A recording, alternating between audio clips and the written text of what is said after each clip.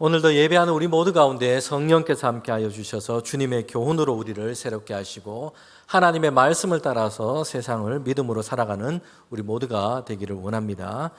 특별히 오늘 세계 곳곳에 분쟁과 또 전쟁으로 인해서 참 어려움 중에 있습니다. 신음하는 이 세계가 하나님의 피조 세계로서 주님의 정의와 평화가 회복될 수 있도록 하나님의 돌보심이 함께 하시기를 바랍니다.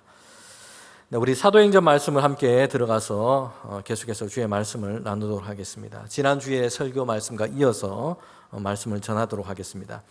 사도행전 14장 마지막 부분에 보면요, 이제 사도 바울과 바나바가 선교 보고를 하게 됩니다. 그리고 15장에 이어서 예루살렘 교회에 가서도 그들이 행했던 이 선교 보고를 하고 있는 것을 보게 됩니다.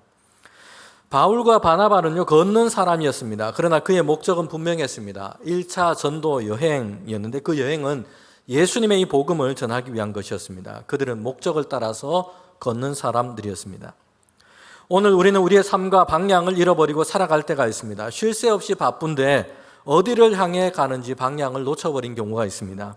무언가 많이 하고 있는데 이것을 통해서 다가가야 할 삶의 가치 있는 목적, 참된 목적을 생각하지 못한 채 그렇게 살아가기도 합니다. 그렇게 되면요, 분주하긴 한데 공허해져 버립니다. 바쁘기는 한데 우리의 영혼과 삶을 채우는 기쁨과 열매를 얻지를 못합니다. 삶의 목적과 방향을 붙들고 있느냐 하는 것은 아주 중요한 문제입니다. 그렇지 못할 때는 소망 중에 기뻐하지 못합니다. 우리의 삶이 뿌리째 흔들리는 그런 시간이 오고 맙니다. 허물을 느끼고요, 우리의 삶이 무너져 버리기도 합니다. 목적이 분명한 삶의 여행이 되어야 합니다.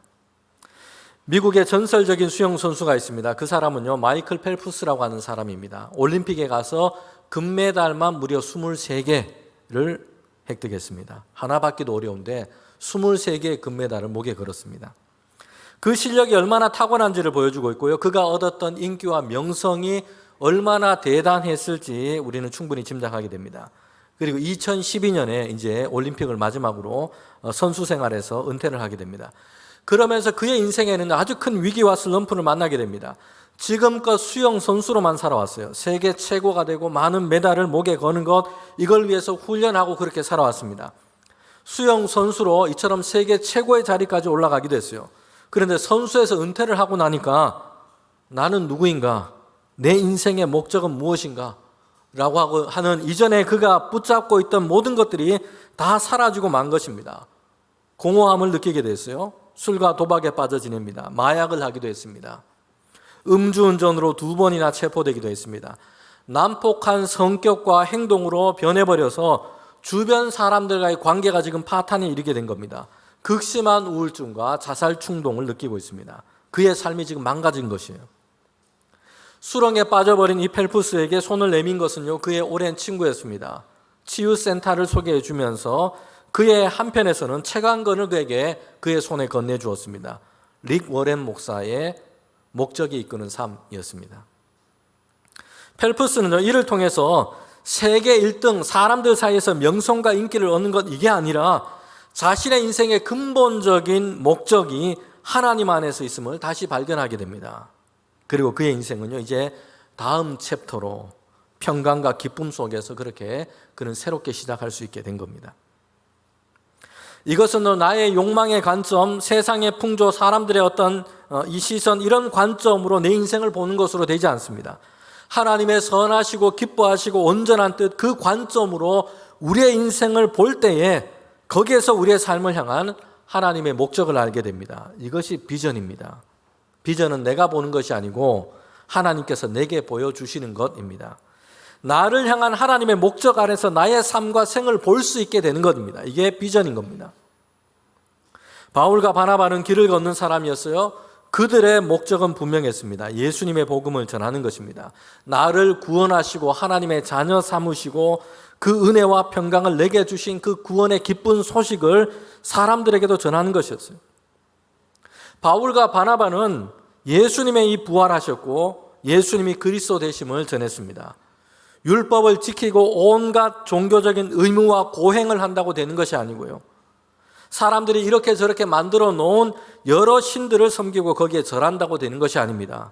오직 예수님을 주님으로 믿고 영접한 사람은 하나님의 구원하심의 은혜를 얻게 될 것입니다. 그리고 지금 우리에게 이루시는 하나님의 나라의 기쁨과 평강의 삶을 살게 됩니다. 바울과 바나바는요, 유대인뿐만 아니라 헬라인에게도 이방인에게도 이 예수님의 복음을 전하여 증거했습니다. 예수 그리스도를 증거하는 것, 이것이 그들이 길을 걷는 이유였습니다. 고린도전서 9장 25절부터 26절에 보면 바울은 그의 삶에 대해서 이렇게 얘기하고 있습니다. 방향 없이 허공을 치는 것처럼 그렇게 살지 않고요, 하나님께로부터 주의 성도들을 위해서 열어놓으신 영원한 이 영광에 참여하기 위해서 나는 달린다. 나는 삶의 길을 걷는다. 라고 고백하고 있습니다. 지난 주간에 우리 교회에서는요, 목요 전도대가 이제 상반기 보내고 종강을 했습니다. 여름 지나고 되면 이제 가을에 다시 이제 시작을 합니다. 더 많은 성도들이요, 목요 전도대도 함께 하시면 좋겠고요.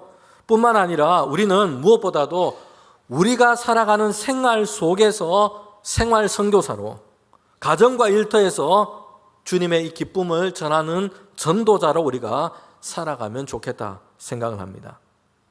성경에 있는 바울과 바나바에게만 이런 사명을 주신 것이 아니고요, 멀리 다른 나라에서 지금 선교사로 사역하고 있는 그 사람들에게만 하나님께서 사명으로 주신 것이 아닙니다. 우리도 예수님이 구주 되심을 전하고 하나님의 그 은혜 안에 있는 평강과 기쁨을 증거하고 전하는 것, 이것이 우리에게도 주신 사명인 줄 믿습니다. 생활 선교사, 일터 선교사, 일터 전도자로 우리가 받은 그 하나님의 은혜와 그 사랑, 그 구원의 비밀과 그 기쁨을 말과 착한 행실로 전하여 증가하는 저와 여러분 되기를 원합니다. 바울과 바나바는요, 전도자였습니다.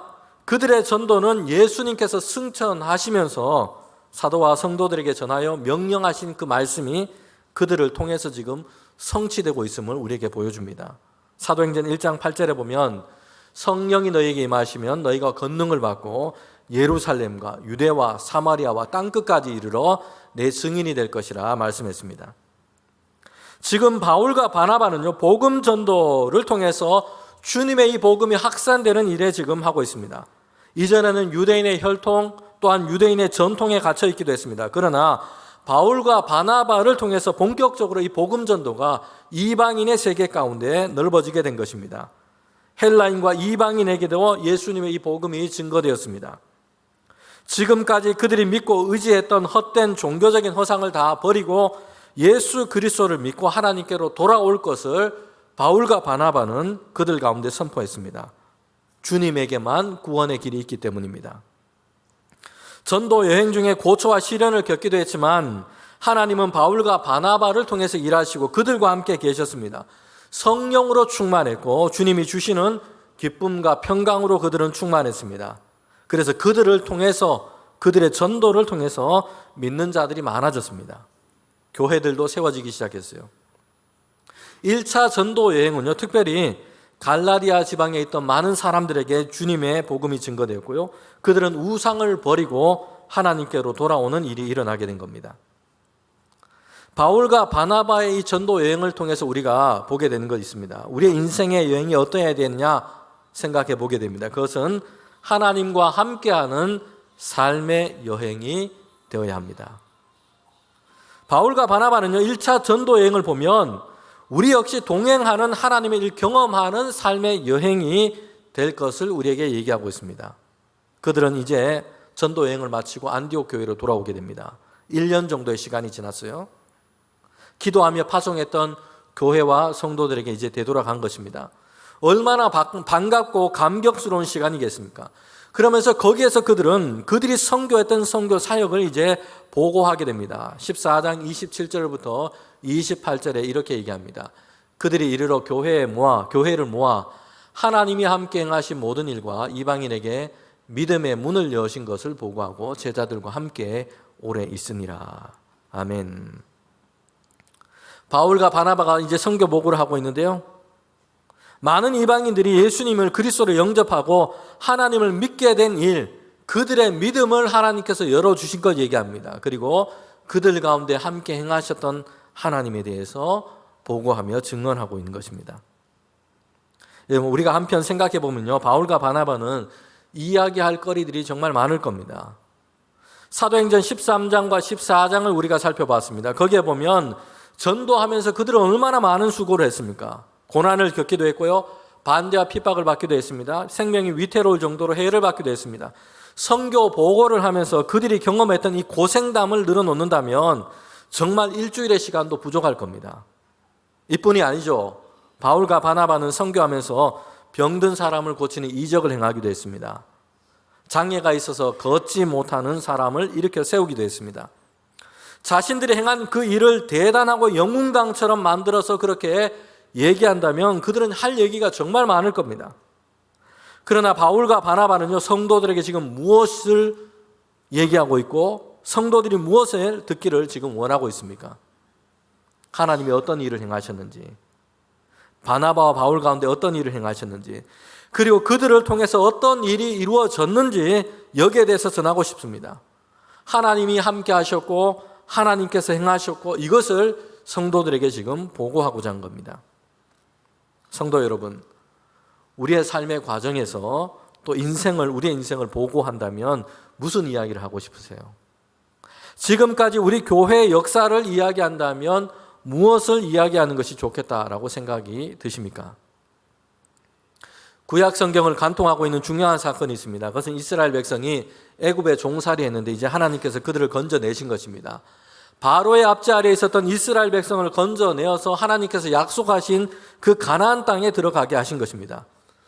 여러분, 이것은 예수 그리스도의 십자가를 통해서 죄와 어둠 아래, 죄 아래 있었던 우리를 건지시고 하나님의 이 구원과 평강과 은혜 안으로 들어가게 하신 것을 유비적으로 보여주는 사건이기도 합니다. 그런데 애굽에서 나와서 가나안 땅에 들어갈 때 그 과정에서 정말 중요한 일들을 그들은 많이 경험했습니다. 홍해를 건너기도 했고요, 광야를 지나가기도 했습니다. 우리가 또 한 가지 기억하는 것은요, 모세의 뒤를 이어서 이제 여호수아가 이스라엘 백성의 지도자가 됩니다. 이스라엘 백성을 이끌고 이제는 요단강을 건너서 가나안 땅에 본격적으로 들어가게 됩니다. 그들이 요단강에 이르렀을 때는요, 1년 중에 물이 가장 많을 때였습니다. 우기였어요. 물이 범람하고 있습니다. 넘쳐 흘러가고 있습니다. 사람들이 그래서 이 강을 건너기가 대단히 어려울 때 거기에 도착한 것입니다. 하나님께서는 여호수아에게 주신 명령과 말씀이 있습니다. 이 강을 건너기 위해서 그들에게 주신 명령이었습니다. 그런데 여호수아에게 주신 명령은요, 배를 만들어라, 수영을 열심히 훈련해라, 이런 것 아니었습니다. 제사장들이 하나님의 이 언약궤를 메고 앞에 서고 백성들은 그 뒤를 따라서 걸어가는 것이었습니다. 하나님의 말씀을 앞에 두고 뒤따라가는 행진이었던 겁니다. 여러분, 이것은 성도와 교회가 세상 가운데 살아가는 방식입니다. 앞에 하나님의 말씀을 두고 그 뒤를 따라서 믿음의 행진을 하는 것입니다. 여러분, 그렇게 해서 이제 하나님의 언약궤를 맨 제사장들이 이제 먼저 앞에 가고요, 그들이 물로 넘실대는 그 요단강에 이르러서 그들의 발이 강 바닥에 닿을 때에 어떤 일이 일어났습니까? 강에 물이 그치고요, 마른 땅이 되었어요. 그리고 이스라엘 백성은 여호수아와 함께 그 요단강을 지금 건너가게 된 것입니다. 그러면서 하나님께서 여호수아에게 주신 명령이 있습니다. 강을 건넌 후에 이렇게 해라 라는 말씀이었습니다. 여호수아서 4장 2절부터 3절 그리고 7절에 보면 이 말씀이 있습니다. 각 지파별로 한 사람씩을 다 선택하게 있고요, 그리고 이제 그들이 제사장이 발을 딛고 서 있는 그 요단강, 그 강 바닥에 있는 돌을 하나씩 다 들고 오도록 했습니다. 이것으로 기념이 되는 것을 그렇게 만들도록 한 것입니다. 12개의 돌로 영원한 기념이 되도록 이렇게 만든 것이에요. 성도 여러분, 그런데 뭘 기념하는 걸까요? 무엇을 기념하기 위해서 지금 이것을 이렇게 하라, 12개의 돌로 이것을 쌓으라 라고 얘기를 한 걸까요? 여호수아서 4장 21절과 22절 그리고 24절에 보면 이렇게 말씀을 하고 있습니다. 여호와의 손이 강하신 것을 알게 하며 너희가 너희의 하나님 여호와를 항상 경외하게 하기 위해서 지금 이 돌로 기념비를 만들도록 한 것입니다. 이스라엘 자손들이, 후손들이 이 돌을 보고 물을 것입니다. 이것이 무엇을 뜻하느냐? 물을 것이에요. 그러면 여호와 하나님의 손이 강하신 것과 그래서 그 강을 건너가게 하신 것, 이것을 알게 하고 영원히 하나님만 섬기고 경외하도록 그 기념비를 만들도록 한 것입니다. 성도 여러분, 우리의 일생을 통해서 저와 여러분이 기념비가 되기를 원합니다. 길갈의 12돌처럼요. 그러나 그 기념비는 나의 고생, 나의 영웅담, 이것이 아니라 하나님께서 함께 하신 것을 전하고 하나님의 능력과 은혜가 얼마나 크신지를 증거하는 그런 기념비가 되기를 원합니다. 여러분, 우리 교회의 역사는요, 사람들의 이름, 그 수고가 기억되는 것이 주제가 아니에요. 하나님이 함께 하신 것과 하나님의 능력과 은혜로 우리를 어떻게 인도하여 주셨는지를 보여주는 그런 역사가 되어가야 할 줄 믿습니다. 여러분, 바울과 바나바의 선교 보고는요, 우리는 아무 어려움이 없었다, 우리는 시련이 없었다, 우리는 편안했다, 이걸 얘기하는 게 아닙니다. 고난과 시련도 많았습니다. 그런데 하나님의 돌보심이 훨씬 더 크고 위대했다는 것입니다. 그래서 시련 중에도 힘을 얻었고 고난 중에도 주의 위로로 그들은 살아냈습니다. 바울과 바나바가 설득력 있는 언변이 좋아서 유대인과 이방인들에게 복음을 잘 전할 수 있었던 것이 아니었어요. 하나님께서 그들에게 믿음을 열어주셨다라고 고백하고 있습니다. 하나님이 함께 하셨고 하나님이 이루신 일을 그들 가운데 증언하고 있는 겁니다. 바울과 바나바의 전도를 통해서 큰 변화가 생겼습니다. 예수 믿는 성도들이 초기에는 주로 유대인들이었어요. 그런데 이제 그들을 통해서 헬라인과 이방인 중에도 예수님을 영접하고 믿는 성도들이 대단히 많아지게 됩니다. 교회 멤버들 중에는 이제는 이방인들이 더 많은 그런 교회들이 생겨났습니다. 예수님의 복음이 유대인들을 넘어서 이방인에게도 그렇게 증거되고 확장되었습니다. 그러면서 본격적인 이런 변화가 바울과 바나바의 전도를 통해서 이루어지게 됐습니다. 성도 여러분, 그런데 이 과정 가운데서 교회가 만나는 어려움과 갈등의 문제가 있었다는 것이에요. 오늘 우리가 읽은 이 사도행전 15장은 여기에 대해서 우리에게 얘기를 해주고 있습니다. 초기 교회와 성도들은요, 이 갈등의 문제 때문에 그러나 교회가 분열되고 다투고 이렇게 되지 않고 오히려 더 건강하게 예수님의 이 복음의 진리 위에서 충실한 교회로 세워져 갔다는 것이에요. 우리는 오늘 15장을 통해서 갈등을 해결하는 그 솔루션, 초대교회가 어떻게 이 갈등의 문제를 주님의 은혜 안에서 풀어갔는지를 살펴볼 수가 있습니다. 갈등이나 문제가 있지 않은 교회는 사실 없습니다. 특별히 초기의 교회와 성도들은요, 박해라고 하는 밖에서부터 오는 문제도 있었어요. 그러나 오늘 우리가 읽은 이 말씀처럼 그들 안에 있었던 갈등의 문제도 있었습니다. 다른 문화, 다른 인종, 다른 민족들에게도 주님의 복음이 증거됐고요, 부흥을 이루어 가게 됩니다. 그러면서 그들 가운데 만나게 되는 이 갈등의 문제가 있었습니다. 문제없이 완벽한 그런 교회나 그런 사람은 존재하지 않습니다. 다들 상처가 있고요, 부족함이 있습니다. 약점도 있습니다. 그런데 중요한 것은 이것이 우리를 무너뜨리고 실패하게 만드는 이런 것이 되어서는 안 된다는 것입니다. 교회도요, 사람들이 모이는 곳이다 보니 성도들 사이에 서로 생각이 다르고 성격도 다릅니다. 맞지 않아서 부딪히는 그런 부분들도 생기기 마련입니다. 함께 주님의 일을 한다고 하지만 연약하다 보니 실수도 있고 잘못된 모습을 보일 때도 있습니다. 그러나 중요한 것은요, 이런 일들이 하나님의 역사를 이루어가는 것에 방해하는, 사탄이 틈타는 그런 계기가 되어서는 안 된다는 것입니다. 그래서 갈라지고 다투고 정죄하고 주님의 교회로서의 교회됨을 잃어버리는 이런 비극으로 가서는 안 되는 것입니다. 교회와 성도들은요, 갈등이 되는 문제를 만날 수도 있습니다. 그런데 중요한 것은요, 이것을 통해서 오히려 한 걸음 더 성숙하고 발전을 이루어가는 방식으로 풀어가야 한다는 것이요. 사도행전의 초대교회와 성도들은요, 을 통해서 우리는 이것을 볼 수 있습니다. 건강한 사람들은요, 이 유해한 어떤 바이러스에 전혀 노출되지 않은 이런 것이 아닙니다. 실제로는 그렇게 살아갈 수가 없습니다. 삶의 환경이라는 것이 무균실이 아니지 않습니까? 수많은 세균, 바이러스들이 다 있기 마련입니다. 그런데 건강한 사람들은 바이러스가 들어와도 면역력이 좋아서 이것을 잘 해결하는 것입니다. 여러분, 교회가 건강하다는 게 증거가 뭘까요? 문제나 갈등이 없다라는 것에 있지 않고요, 이것을 어떻게 해결하느냐에 달려 있는 것입니다. 한 사람에게 신체적인 건강뿐만 아니라 그의 삶이 건강한 것은요, 마주하게 되는 어떤 삶의 상황, 내면적인 문제들이 다 있습니다. 그러나 이것을 어떻게 발전적으로 해결하느냐, 여기에 달려 있습니다. 초기 교회와 성도들이 만나게 된 갈등의 문제가 있습니다. 여러분, 그게 뭘까요?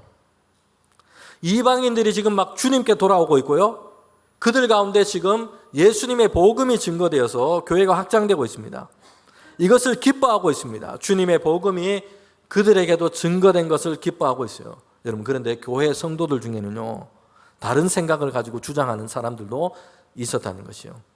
15장 1절에 보면 어떤 사람들이 유대로부터 내려와서 형제들을 가르치되 너희가 모세의 법대로 할례를 받지 아니하면 능히 구원을 받지 못하리라 하니, 지금 안디옥 교회에 와서 예루살렘에서부터 온 이 성도들 중에는요, 이렇게 얘기하는 사람들이 있었다는 것이요. 모세의 율법대로 할례를 받지 아니하면 능히 구원을 받지 못한다. 지금 이방인들이 예수님을 영접하고 지금 주님께 돌아와서 기뻐하고 있는데 다른 생각을 가지고 이렇게 주장하는 사람들도 있었던 겁니다. 오늘 우리가 읽은 이 본문에서도 그렇죠. 특별히 유대 바리새파에 속했다가 예수님을 믿고 성도가 된 사람들이 있습니다. 그들은 예루살렘 교회 안에서 지금 이 문제를 얘기하고 있는데 거기에서도 그들은 이렇게 주장하고 얘기를 합니다. 15장 4절부터 5절에 보면 이렇게 얘기하고 있죠. 이방인 성도들도 할례를 받아야 된다. 모세가 전한 율법을 다 지켜 행해야 된다. 이렇게 주장하고 있다는 것이에요. 여러분, 그들이 주장하고 있는 것은요, 이방인들도 이제 예수님을 믿고 하나님의 구원의 은혜를 얻었는데 그런데 이것도 하면 좋겠다라는 정도로 지금 의미하고 있지 않습니다. 저 사람도 할례를 받아야만, 율법을 다 지켜야만 구원받은 성도로 나는 인정하겠다라고 지금 이렇게 주장하고 있는 겁니다. 예수님을 그리스도로 믿고 영접하는 것뿐만 아니라 주의 성도됨에 있어서 할례와 율법을 지금 조건으로 지금 주장하고 있는 겁니다. 그래서 예루살렘 교회와 성도들은요, 지금 사도들은 모여서 여기에 대해서 지금 논의를 하게 된 것입니다. 여러분, 이 갈등의 문제를 어떻게 그들이 풀어갔느냐, 오늘 말씀을 통해서 보게 되는데요. 첫 번째 갈등의 솔루션, 해결책 첫 번째는요, 본질로 돌아가라는 것입니다. 초대교회 사도들과 성도들은 이 문제를 지금 어떻게 보고 풀어가고 있느냐 하는 것인데요. 성령께서 그들에게 지혜를 주셨고 성령의 인도하심이 그들 가운데 있습니다. 그러면서 그들은요, 본질로 돌아가서 거기에서부터 생각했다는 것이요. 사도행전 15장 11절 말씀인데 저와 여러분이 함께 읽도록 하겠습니다. 그러나 우리는 그들이 우리와 동일하게 주 예수의 은혜로 구원을 받은 줄을 믿노라 하니라. 아멘. 우리와 동일하게, 유대인 성도들과 동일하게 이방인 성도들도 주 예수의 은혜로 구원을 받은 줄로 믿노라. 어떻게 주의 백성이 되었는가? 어떻게 우리가 구원을 받았는가? 지금 이것을 생각하고 있는 것입니다. 유대인의 할례 때문도 아니고요, 이 유대인이라는 이런 혈통 때문도 아니었습니다. 율법을 잘 알고 이것을 다 지켜서 행했기 때문에 구원을 얻고 하나님의 백성, 주의 성도가 될 수 있었던 것도 아니었어요.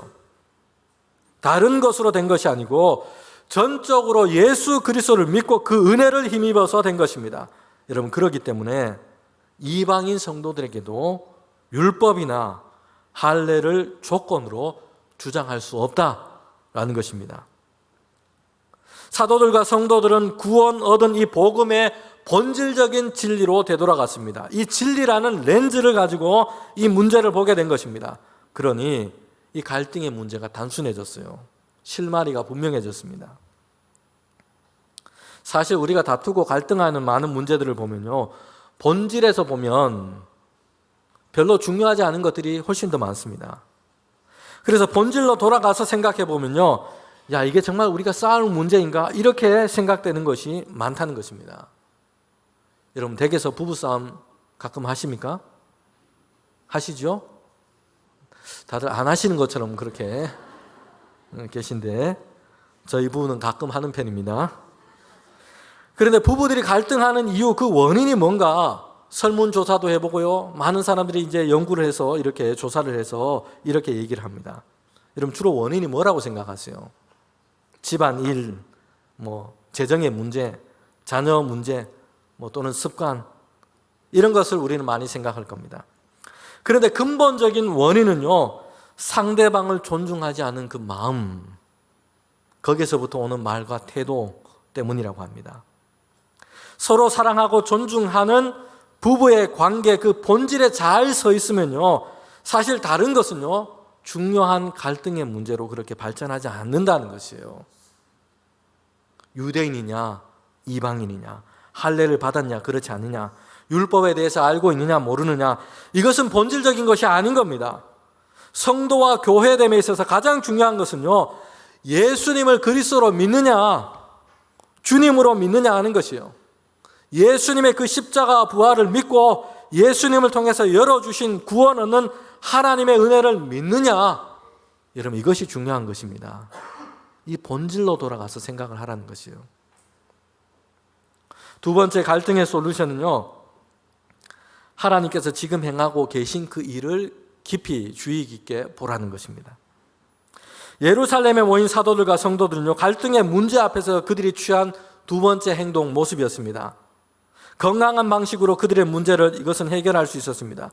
그것은요, 그들이 지금 하나님께서 그들 가운데 어떤 일을 행하고 계신지 주의 깊게 살펴보았다는 것입니다. 사도행전 15장 7절부터 8절에 보면 베드로가 그들 앞에 서서 이렇게 얘기를 합니다. 하나님께서 내 입에 복음의 말씀을 먼저 들려주시고 이방인들에게 이걸 전하게 하셨다는 것입니다. 그리고 하나님께서는 이방인들에게도 성령을 우리와 함께 동일하게 그들 가운데 내려주셨다는 것이요. 그리고 그들로 하여금 마음의 문을 열고 믿음을 열어주시고 예수님을 믿게 하셨다라는 것입니다. 지금 베드로는요, 하나님께서 그들 가운데 지금 어떤 일을 행하고 계신지를 이거 주의해서 좀 깊게 보라라고 얘기를 하고 있는 것이요. 사람들의 고정된 생각이나 인위적이고 낡아버린 이런 전통에 묶여 있지 않고요, 지금 하나님께서 그들 가운데 어떤 일을 행하고 계신지, 어떤 일을 이루어 가고 계신지를 좀 주의 깊게 보라라고 이야기하고 있는 겁니다. 여러분 지금 이방인들에게도요, 하나님은 예수님의 이 복음이 증거되어 가도록 하세요. 그들에게도 성령이 임했고요, 예수님을 믿고 영접하는 일이 크게 일어나고 있습니다. 하나님께서는 이방인을 향한 그 선교의 사역을 지금 열어가고 계세요. 그들을 주님의 성도로 세워가고 계십니다.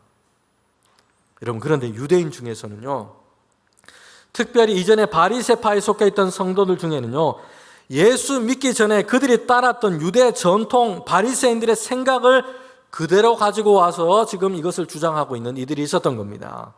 그래서 할례 받아야 돼, 모세의 모든 율법을 따라서 지켜야 돼, 지금 이렇게 얘기하고 있다는 것이에요. 그들은 하나님께서 지금 그들 가운데 무엇을 행하고 계신지, 어떤 일을 지금 이루어 가고 계신지 이것을 제대로 주의 깊게 보고 있지 못하고 있습니다. 이전에 그들이 매여 있던 그 전통만을 보고 있는 것입니다. 그래서 오히려 자신들이 내세우는 그 전통으로 하나님이 지금 행하시는 일을 가로막고 있는, 방해가 되는 이런 일을 하고 있다는 것이에요. 한 교회에서 교회 생활을 오래 한 분들일수록 이거를 주의해야 합니다. 자기 경험, 자기 전통으로. 지금 교회 안에서는요, 역동적으로 새로운 물결과 흐름이 막 일어나고 있는데 거기에 지금 찬물을 끼얹어 버리는 것이에요. 주변 성도들이 막 열심을 내서 하나님이 주시는 그 은혜와 뜨거운 사랑으로 뭔가를 지금 막 해보려고 하는데, 야, 그렇게 하면 안 돼, 우리 교회는 그런 교회가 아니야, 자꾸 이렇게 얘기를 하면서 그 사람의 이 하나님이 주시는 감동과 이걸 꺾어버리는 것이에요. 이렇게 하면 안 된다, 저렇게 하면 안 된다, 그렇게 하면서요, 교회 안에서 하나님께서 새로운 일을 행하시는데 이것을 자꾸 가로막는 꼴이 되어버리기 쉽다는 것입니다. 사도행전 15장 10절에 보면 이렇게 말씀하고 있습니다. 그런데 지금 너희가 어찌하여, 하나님께서는 지금 이방인을 향한 그 선교를 막 열어가고 계신데, 그런데 너희가 지금 어찌하여 하나님을 시험하여 우리 조상과 우리도 능히 매지 못하는 멍에를 제자들에게 이방인 성도들에게, 새로 예수님을 영접한 그 사람들에게 목에 그렇게 두려고 하느냐라고 얘기하고 있습니다. 여러분, 현대인의 성경, 새로 번역한 성경을 보면 이 구절을 이렇게 번역하고 있습니다. 그런데 어찌하여 지금 여러분은 하나님보다 더한 하나님이 되어서 우리도 능히 매지 못하는 규정들을 새로 믿는 자들에게 그렇게 지우려고 합니까? 하나님보다 더한 하나님이 돼가지고 우리도 능히 매지 못하는 규정들을 새로 믿는 사람들에게 지우려고 합니까?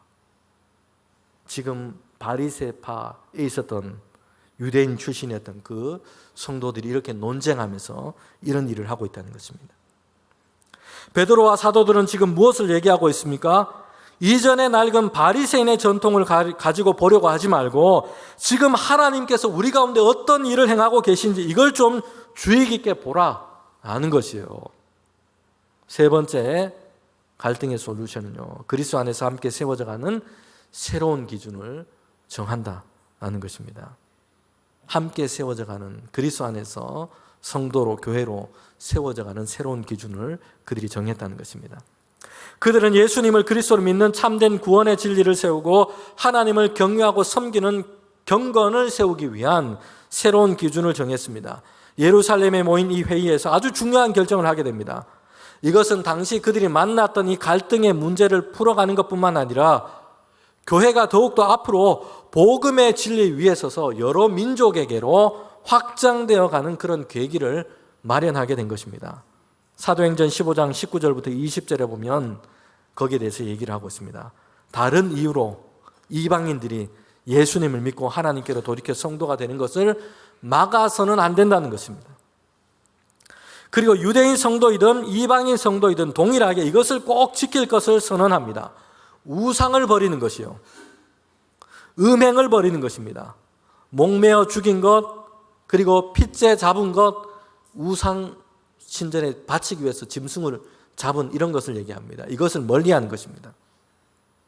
여러분, 이 네 가지는요 모두 다 이방인들에게는 이전에 다 익숙했던 것입니다. 그들이 살아가는 삶의 문화 속에서 흔히 있었던 일반적인 모습이었어요. 이방 신전에 제사를 드리기 위해서 짐승이 다 도축이 되었습니다. 신전 주변에서는요 난잡한 종교의식으로 음행이 이루어지기도 했습니다.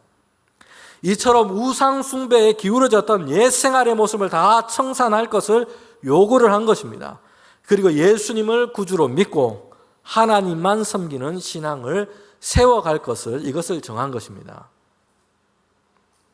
유대 바리새인 출신들의 성도들은요 예수 그리스도의 복음과 관계없는 오히려 진리를 회방하는 이전의 전통과 관습을 버려야만 합니다.